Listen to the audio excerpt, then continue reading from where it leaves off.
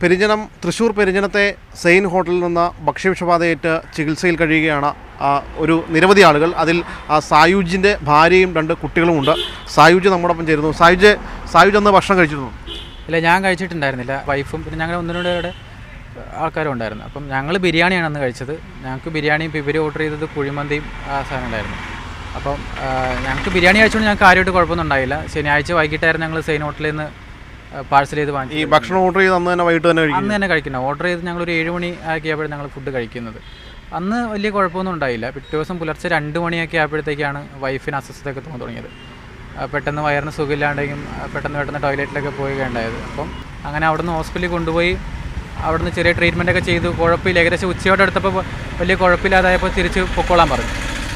തിരിച്ച് വീട്ടിലെത്തിയപ്പോഴത്തേക്ക് ഇതിൻ്റെ വീണ്ടും അസ്വസ്ഥതകൾ തോന്നി തുടങ്ങി. പനിയൊക്കെ വന്ന് ഇച്ചിരി കൂടി പ്രശ്നമായി. അപ്പം അതിനുശേഷം അവിടെ നിന്ന് ഇച്ചിരി മകന് പെട്ടെന്ന് ഫിക്സും കാര്യങ്ങളും വന്നു. അപ്പോൾ അവിടെ നിന്ന് ഞങ്ങൾ കൊടുങ്ങല്ലൂർക്ക് ഹോസ്പിറ്റലിലേക്ക് സജസ്റ്റ് ചെയ്യുമായിരുന്നു. ഇവിടെ വന്നപ്പോഴാണോ പറയുന്നത് ഭക്ഷ്യവിഷബാധയാണോ?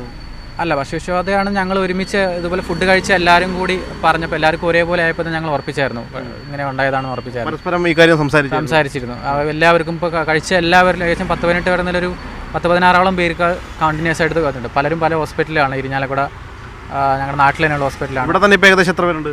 ഇവിടെ ഞങ്ങളുടെ ഗ്രൂപ്പിലുള്ളൊരു 3 കുടുംബങ്ങൾ ഇവിടെ ഉണ്ട്. എൻ്റെ വൈഫും 2 കുഞ്ഞുങ്ങളുണ്ട്. പിന്നെ വേറൊരാളുടെ കുഞ്ഞുമുണ്ട്. 2 കുഞ്ഞുങ്ങളുണ്ട്. എല്ലാ കുഞ്ഞുങ്ങളും ഉണ്ട് ഇവിടെ. എല്ലാവർക്കും ആയിട്ടുണ്ട്. ഒരാൾ ICUവിലുണ്ടെന്നോ? അത് ഞങ്ങളുടെ കൂട്ടത്തിലുള്ള ഒരു ചേച്ചി ICUവിലാണ്. അപ്പോൾ ഉച്ചയ്ക്ക് ശേഷം ICUന്ന് മാറ്റുമെന്ന് പറഞ്ഞിട്ടുണ്ട്. ഒരുപക്ഷെ മൈനൈസ് ആകുമോ? അങ്ങനെയാണെന്നാണ് ഞങ്ങളുടെ ഒരു നിഗമനം. കാരണം ഞങ്ങൾ പല ഹോസ്പിറ്റലിലും പോയ സമയത്ത് ഇവിടുന്ന് സെയിം ഹോട്ടലിൽ നിന്ന് കഴിച്ച ആൾക്കാർ കുറേ പേര് അവിടെ കിടക്കുന്നുണ്ടായിരുന്നു. അവരവസ്ഥ കുറച്ച് മോശമായിരുന്നു. അവർ അവിടെ നിന്ന് കഴിച്ച ആൾക്കാരാണ്. വയറുവേദന, ശരീരം വേദന, വയറ്റിൽ പോകുന്നുണ്ട്. ഇത്തിരി സഹിക്കാൻ പറ്റുന്നു. എടുക്കാനൊന്നും പറ്റുന്നു. അന്ന് കഴിച്ചത് മന്തിയാണ്. മന്തി മൈനസ് 3 കഴിച്ചു. എപ്പോ തൊട്ട് അസ്വസ്ഥത തുടങ്ങി? ഒന്നും പറയാൻ പറ്റാത്തൊരവസ്ഥയായിരുന്നു. ഇപ്പോഴും വയ്യായ്ക തൊട്ട് മാറിയിട്ടില്ല.